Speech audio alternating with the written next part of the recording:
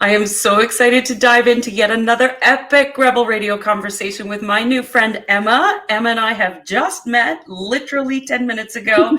Emma, welcome to the show. I'm so glad that you're here today. I'm so glad to be here, Cindy. Thank you so much for just extending this open, vulnerable space to me. I'm so excited.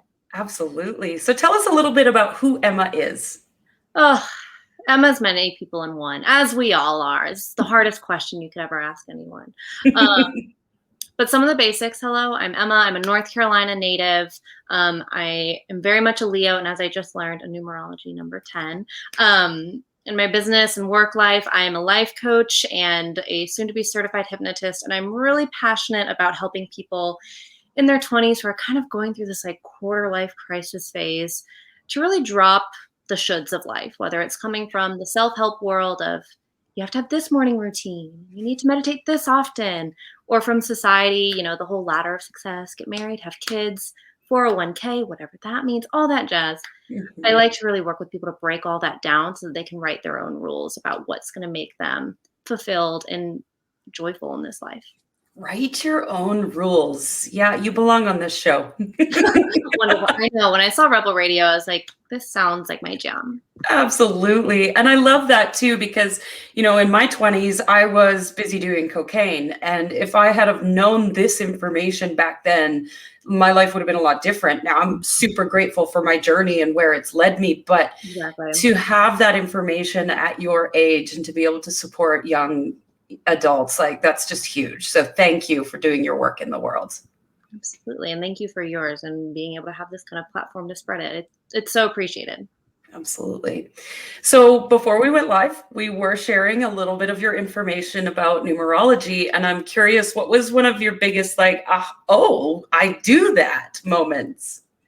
Definitely. So being a numerology number 10, I believe you called it like the main thing is like the happiness, living a happy life. A few things came up.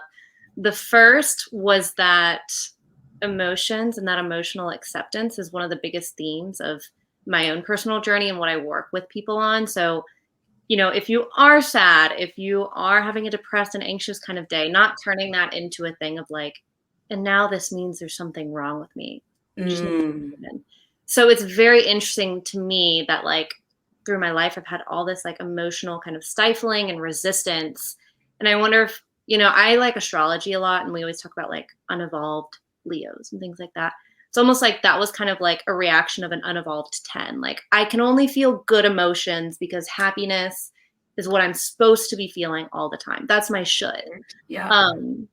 So as I was kind of thinking about it as we were talking, that's what clicked most. And that's what I'm also most passionate about is people being able to accept their full range of emotions so that they can be their happiest. So Absolutely. I love that. So good. So good. And I love that that defining too is, we can have these moments of feeling sad or angry or what we perceive as negative emotions, but that doesn't make us who we are. And there's nothing wrong with us when we do feel those emotions. And I think that's something that is really important for us as a society to know and understand. Absolutely. And I think especially people in the self-help world, whether they're, you're just a normal person reading the books, maybe working with a coach, doing different stuff, or you are, like a coach, a healer, a numerologist, anyone, like really being able to put that message forward. Cause I know I didn't really get that when I first started on my personal development journey. And so it really like helped me lean into this negative belief that negative emotions are bad. So it's really a big responsibility as people with platforms and people taking in this information to realize that we're human and we're here to feel that spectrum of emotion. And that doesn't mean anything negative or bad about us. So. Exactly. Yeah. I always make the joke, as society, we've been trained to numb it, dumb it, feed it, alcohol it, Netflix it, shove it under the carpet, drug it. We're not supposed to feel that way, right? But as humans, we're supposed to feel that way. Like that's truly why we came here is to, it's maybe a little bit oversaid, but like spiritual beings having a human experience, like you can't pretend to be a spiritual being. A spiritual being still has these emotions. You know what I mean? Yeah. Like there's no like bypassing and gaslighting your way out of that. That's just what life is. And I think Yeah. that simplicity is more needed. So Yeah, and we take the judgment out of it and we just love and accept ourselves anyway. And I'm experiencing a moment of sadness and I love myself. I'm going to love myself through it. And, intense emotion is meant to dissipate in 15 minutes or less if we yeah, don't judge it, right? It's the exactly. judgment that perpetuates it. Exactly. It's almost like a negative food for thought. It's like this thought that like propel it forward and take it from 15 minutes to 30 minutes to XYZ amount of time. Yeah. Um, and obviously this is a separate conversation from like mental health and like illness and how that all plays out. But generally, like we've been talking about, we've been taught to judge and shame ourselves for feeling very normal things, which Yeah. is yeah. Yeah. So this leads me to the question of self-mastery. And, I always say on the show, everybody has a different definition for self-mastery, which I love because it shows Mhm. how we have all these different perspectives and different beliefs, and it allows us to learn from and through each other. So I'm Mhm. curious what self-mastery means to you. Yeah, and I love that you have this term, mastery and like mastering something. My business is called Authenticity Remastered, so it's like it's aligned. Mhm. I really like that. Um, to me, it really means being with yourself wherever you are on your journey. So very similar to that kind of last theme we were just talking about of acceptance, like being able to not judge yourself where you are, but be aware of what's coming up. And with that, like the skills you kind of learn and master are the things that help ground you. And those things are going to be different for me, for you, for anyone. So it's not kind of falling for this, like, and now I'm just going to do this one thing and I'll be happy forever. Being with yourself in the moments of sadness, but knowing like journaling is really helpful for me, or maybe going on a walk, like being able to have these little tools in your pocket so that you can continue, I guess, to come home to yourself, Yeah. even when the journey gets rough, because that's what life is at times, and that's okay. Yeah, I love that. I love that. It's so important that we understand that not every tool is going to work for us, but there is a plethora of tools available out Whole there. lot, yes. Yeah, so we just got to kind of pick and choose and try and experiment. And knowing as well, too, I know for me, I had a very strict morning routine last year in Mhm. 2020. I'm a ruling number 4, so I like structure, stability. I Mm, love the systems. And so got for me, it was like having that very strict morning routine where I did the exact same thing every morning. It served me in that time, but also knowing that we're constantly evolving and changing. And as we came into this 5 energy of 2021, all of a sudden I was like, the Mhm. morning routine went out the window. And now every day it's something different. I still have a morning routine, Yeah. but it changes every day based on what I'm inspired to do.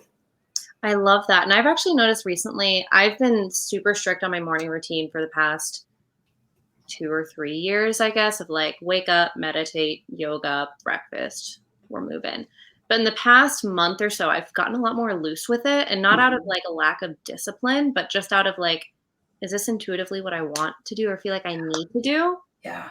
No, not right now. Probably still meditate sometime today, but I'm not feeling it right now. So I think part of that mastery too is like knowing discipline, but also being able to follow an intuitive flow, which sounds kind of hard and Yes. it takes time, but it's not being so rigid, but knowing what keeps you grounded.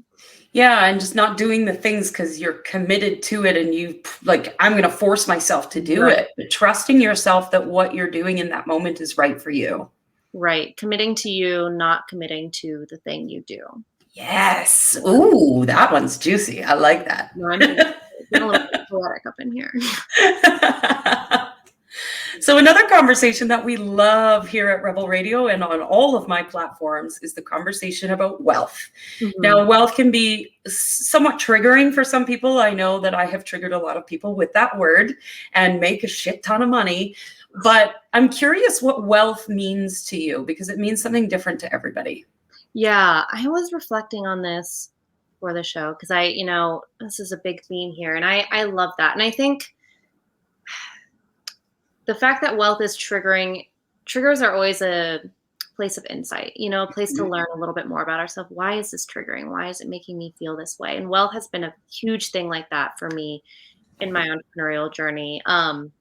But for starters, I think for the most part, we all come into the world with something we have a little bit of wealth around. For some people, it's school, doing really well academically, stereotypical intelligence. That was me growing up. I was kind of a nerd and I loved it. Other people, it's being societally beautiful, being able to really have a rich romantic life, all of that. Other people, it's just having that good all around charisma, personality. Everyone loves them. I think like these are the little pockets of wealth we experience growing up. A lot of the times we kind of have these archetypes where we feel really solid and really good. And I think part of wealth is learning that all of these different sort of pockets of life can be accessible to all of us if we learn to decondition the idea that we can only be one of them. So in my own life, like I grew up with a lot of shame and a lot of feeling of rejection around my looks and my appearance and my desirability. But in the past few years, it's been deconstructing those beliefs of I'm undesirable, I'm ugly, I'm XYZ, and learning to step into that side of me and be like, well, the people I am interested in don't feel that way about me. They don't feel negatively about me. Like people would joke about growing up because people were all kind of bullies growing up. And that's just how we're taught, So I think one part of wealth is learning that we can find balance in all these different arenas of life that we feel called to, that we feel a need to kind of fulfill. And one of those arenas is money. Yes. One of them is money. And I think part of the way some people come into the world with that arena more fulfilled is, if you come from a background of wealth, if you have an education in it early on, you aren't around people who are triggered by it and they can just talk about it freely. But for those of us who don't have that kind of background, it's about learning to decondition all these beliefs we have around it so that we can learn to see money as energy, money as a tool, anything like that, rather than just like money is an evil part of capitalism. Yeah. Because unfortunately, it's part of the system that we live in and we can't really escape that. So it's very interesting. I think that's how I like to look at it for the most part, this kind of balance of these different arenas, money being a big one that we just need to learn to decondition the kind of pain and strain around. Oh, I love that so much. The different arenas of life, and we can have wealth in all of them if we choose to. That's so good. Yeah, I love that. So what's one truth that you wish every entrepreneur knew? You don't have to do it anyone else's way. Ooh, I say that because that's what I'm learning.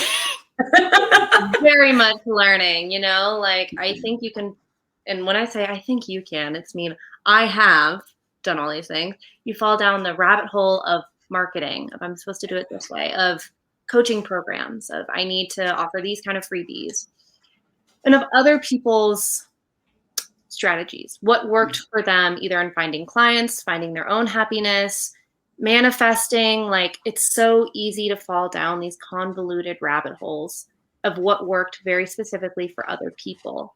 But just like we were talking about earlier, everyone has their own juice, like it's almost like we all kind of have our own flavor that we need to find that we really like. And what I'm really experimenting with right now, and what I've found to really enjoy, is just keep following the things that light me up and the things that are working, rather than like, I'm committed to this strategy. I have to watch this strategy play out for 3 months and then I'll know it doesn't work. So entrepreneurs could just take in like the reason they're on this journey is so that they can show the world something new, not so that they can follow the carbon copy of someone else's path. Oh, so good. I love that. And from a numerological perspective, same thing, right? We all have a different mathematical code. We all do things differently. And when we're trying to, as a ruling number 4, do what a 9 does, it's really out of alignment and it's really uncomfortable.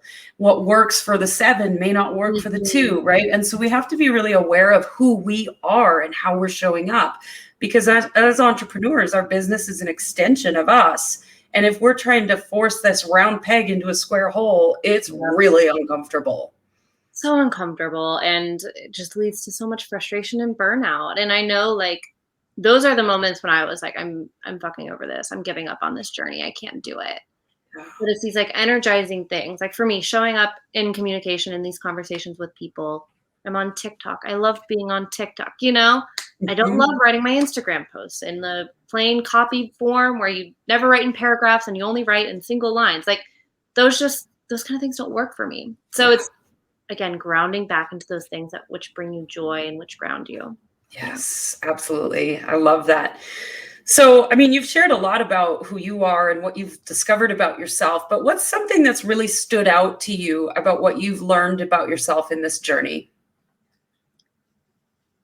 That all the things that I want to kind of teach and share, when I share them, will come back and like slap me in the face and be like, "You thought you knew that? That's really interesting." Because actually, try this, and you're like, all right, slow down.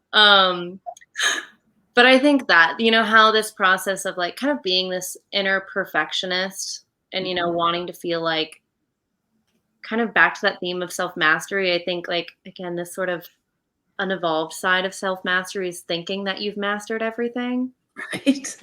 So I think for me, it's really been learning that I will never master anything totally, and that's okay. Yeah. I can be with myself in the flow of how things are moving and going. And then if other people are saying that they've mastered something 100% totally, they're probably lying a little bit because we're all always learning. Right. So I think it's just like leaning into learning rather than like seeing it as a journey rather than seeing something as a destination. Yeah, absolutely. And I fully agree with you that we can never fully master anything because if the expression I use all the time, if you're not growing, you're dying. And if you think you've got it all figured out, well, then you're at the end of the road and you're dying. Yeah. I'm reading A Course in Miracles right now. I don't know if Oh, you've ever heard yes. of it. And one of their principles of miracles is like, time is a tool to achieve miracles and it will run out once its job is done. Yeah. So like to your point, it's like once the growing has been done, then your time will end. Like I've kind of started looking at life weirdly in that way. So it's just interesting, how we're in this nonlinear experience. There's always more to learn. And if you're in a place where you feel like you've learned it all, what are the real needs there? What's the lack of security, certainty, fear of the future that you're feeling that is manifesting in like an I have it all figured out kind of energy? I can tell you right now, I don't have it all figured out. Yeah, no. This is a conversation I was having with my business partner this morning, actually. It was this idea of clarity. And I said to her, I was like, sometimes I feel like I don't have clarity, but I do have, I know two things and I don't know two things. But that's part of our 6 core needs is certainty and uncertainty, both of them. We need to have both in order to fully live our experience. And so if we know it all, we're actually we're trying to control. That's really what it is, right? And my expression, there is no fucking mountain. If I am like trying to figure out all the hows and I've got it all figured out and I know exactly what's going to happen, all I'm doing is repeating my past over and over and over again. When we lean into the unknown and take that leap of faith and I don't actually know what's going to happen, that's when we're creating something new. Exactly. And I think like being able to take those leaps while we still support ourselves, sometimes they sound so scary. I was talking with a client about it this week of like coming out of the pandemic. A lot of us have done a lot of inner work and a lot of healing in this time. But now this idea of like going back into real life is like, ooh, like, but I got so happy and healthy here in my house. Right? Why would I start going to Whole Foods instead of getting my groceries delivered? I don't get it, Right. But it's a little bit of like, you can still go outside of your comfort zone, but now that you have these tools, you come back to your comfort zone. It's not taking these leaps forever. It's I've grown this much and now I'm ready to grow a little bit further, but no, I can still feel stable and secure in this time of transition, of newness, of whatever that is. Yeah, I love that. So good. Emma, I feel like I could talk to you all day about this stuff, and the show always comes to a close so quickly. But as always, we end the show with one last question. Amazing. What do you dream of for the world?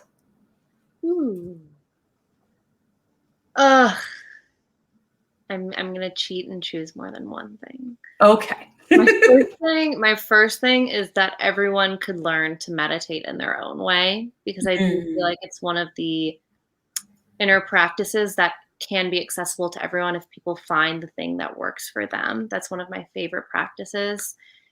And my other bigger, loftier dream for the world, not so strategy based that you have to learn meditation, is, just that we could all learn to kind of like, again, peel back these layers that we have around ourselves, live more authentically, realize that we're allowed to, that this whole thing of conditioning happens when we're from ages 0 to 7, and that we can peel back those layers and really learn to, and to your point, learn this self mastery, learn to remaster our authenticity and find so much happiness and joy because of it. And I feel like if that was able to happen, it would create kind of a domino effect where we'd be this positive catalyst in each other's lives. So I think that would be my biggest dream for the world. And that's what inspires me with my business, is helping people basically be happier as themselves, their So true good. selves. So I love it. I love it. Thank you so much for being on the show. no, thank you for having me. This has been so, so wonderful. I've absolutely loved this conversation.